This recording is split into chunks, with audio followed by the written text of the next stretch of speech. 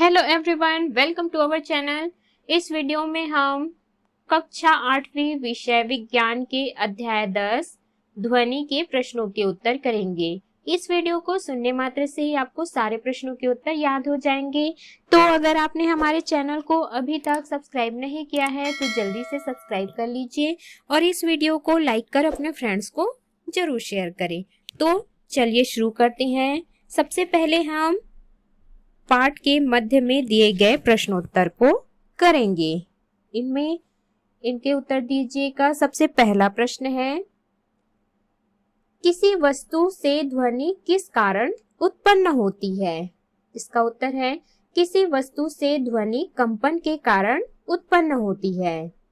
प्रश्न दूसरा, जब साइकिल की घंटी को एक हाथ से दबाकर दूसरे हाथ से बजाते हैं तो उसकी ध्वनि स्पष्ट क्यों नहीं सुनाई पड़ती है? इसका उत्तर है, जब साइकिल की घंटी को एक हाथ से दबाकर दूसरे हाथ से बजाते हैं तो उसकी स्पष्ट ध्वनि सुनाई नहीं पड़ती है क्योंकि हाथ से दबाने से कंपन समाप्त हो जाती है। अगला है प्रश्न तीसरा, कंपन करने वाली वस्तु की आवृत्ति 20 हर्ट्ज है, इससे आप क्या समझते हैं? इसका उत्तर है, कंपन करने वाली वस्तु की आवृत्ति 20 हर्ट्ज है, अर्थात वह वस्तु 1 सेकंड में 20 कंपन करती है। प्रश्न चौथा है, एक वस्तु 10 सेकंड में 20 कंपन करती है तो उसकी आवृत्ति और आवर्तकाल ज्ञात कीजिए। इसका उत्तर है दिया है, वस्तु द्वारा कंपन बराबर 10 सेकंड में 20 कंपन। एक वस्तु 10 सेकंड में 20 कंपन पूर्ण करता है। 1 सेकंड में कंपन करेगा बराबर 20/10 बराबर 2 कंपन प्रति सेकंड। अतः आवृत्ति बराबर 2 हर्ट्ज। सूत्र है, आवृत्ति बराबर 1 आवर्तकाल। सूत्र में मान रखने पर 2 बराबर 1 आवर्तकाल, तिर्यक गुणा करने पर हो जाएगा आवर्तकाल गुणा 2 बराबर 1। उत्तर आवर्तकाल बराबर 1/2 या प्रति सेकंड 2 कंपन। पहला आवृत्ति बराबर 2 हर्ट्ज, दूसरा आवर्तकाल बराबर प्रति सेकंड 2 कंपन। अगला है, इनके उत्तर दीजिए के प्रश्न। प्रश्न पहला, चंद्रमा के तल पर अंतरिक्ष यात्री की आवाज थोड़ी ही दूर पर खड़े दूसरे अंतरिक्ष यात्री को क्यों नहीं सुनाई पड़ देती है? इसका उत्तर है, ध्वनि गमन के लिए माध्यम की आवश्यकता होती है। चूंकि चंद्रमा में निर्वात होता है अर्थात हवा नहीं है, इसलिए ध्वनि का संचरण नहीं हो पाता। इसी कारण से चंद्रमा के तल पर अंतरिक्ष यात्री का आवाज दूसरे अंतरिक्ष यात्री को सुनाई नहीं देती। अगला है प्रश्न दूसरा, ध्वनि संचरण के लिए माध्यम की आवश्यकता होती है, इसे सर्वप्रथम किसने बताया? इसका उत्तर है, सन 1654 में ऑटो वॉन गुरिक ने सर्वप्रथम इस तथ्य का पता लगाया कि ध्वनि संचरण के लिए माध्यम की आवश्यकता होती है। अगला इनके उत्तर दीजिए है। पहला है, श्रव्य और परश्रव्य ध्वनि में अंतर लिखिए। इसका उत्तर है, श्रव्य और परश्रव्य ध्वनि में अंतर निम्नलिखित है। पहला है, श्रव्य ध्वनि वे ध्वनि जिसे हम सुन सकते हैं श्रव्य ध्वनि होती है। परश्रव्य ध्वनि वे ध्वनि जिसे हम नहीं सुन सकते पराश्रव्य ध्वनि होती है। दूसरा है, श्रव्य ध्वनि की आवृत्ति 20 हर्ट्ज से 20,000 हर्ट्ज तक होती है। पराश्रव्य ध्वनि की आवृत्ति 20,000 हर्ट्ज से अधिक होती है। अगला है प्रश्न दूसरा, पराश्रव्य ध्वनि का उपयोग लिखिए। इसका उत्तर है, पराश्रव्य ध्वनि के उपयोग निम्नलिखित है। पहला, घड़ी के पुर्जों को साफ करने के लिए। दूसरा, मोतियाबिंद के इलाज में। तीसरा, गठिया दर्द को दूर करने के लिए। चौथा, बैक्टीरिया को नष्ट करने के लिए। पांचवा, मस्तिष्क के ट्यूमर के स्थान का पता लगाने के लिए। छठवा, धातुओं के भीतर की बारीक दरारों का पता लगाने में। सातवां, गुर्दे की पथरी को समाप्त करने में।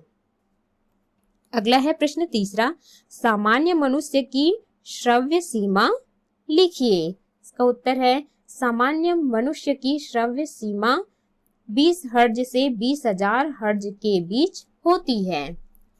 अगला है, इनके उत्तर दीजिए। प्रश्न पहला, आपको अपने आवाज की प्रतिध्वनि किस स्थिति में सुनाई देगी?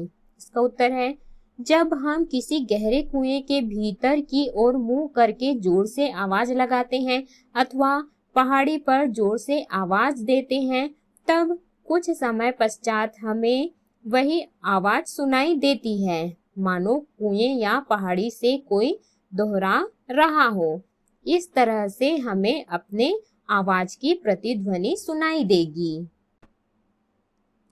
प्रश्न दूसरा है, लकड़ी, स्टील, एस्बेस्टस, कागज तथा थर्माकोल में से किनके ऊपर पड़ने वाली ध्वनि की पहला स्पष्ट प्रतिध्वनि सुनाई देगी, दूसरा प्रतिध्वनि सुनाई नहीं देगी?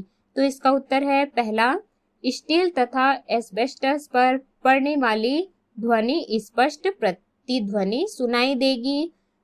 दूसरा, लकड़ी, कागज तथा थर्माकोल के ऊपर पड़ने वाली ध्वनि प्रतिध्वनि सुनाई नहीं देगी। अगला है, इनके उत्तर दीजिए। प्रश्न पहला, निम्न तथा उच्च तारत्व की ध्वनियों के दो उदाहरण दीजिए। इसका उत्तर है पहला है निम्न तारत्व। कम तारत्व की ध्वनि की आवृत्ति निम्न होती है तथा यह मोटी सुनाई देती है। उदाहरण, पुरुषों की आवाज, शेर की दहाड़, ड्रम की आवाज। दूसरा, उच्च तारत्व। अधिक तारत्व की ध्वनि की आवृत्ति उच्च होती है, इसमें आवाज पतली निकलती है। उदाहरण, महिलाओं की आवाज, मच्छरों की भिनभिनाहट।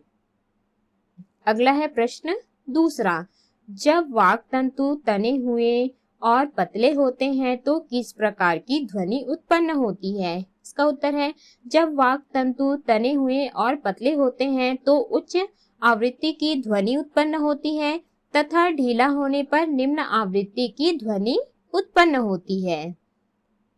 प्रश्न तीसरा है, चिड़ियों, मछलियों एवं मक्खियों द्वारा किस प्रकार ध्वनि उत्पन्न की जाती है? इसका उत्तर है पहला, चिड़ियों द्वारा उत्पन्न ध्वनि। चिड़िया अपनी श्वास नली में उपस्थित विशेष वाक यंत्र से ध्वनि उत्पन्न करती है।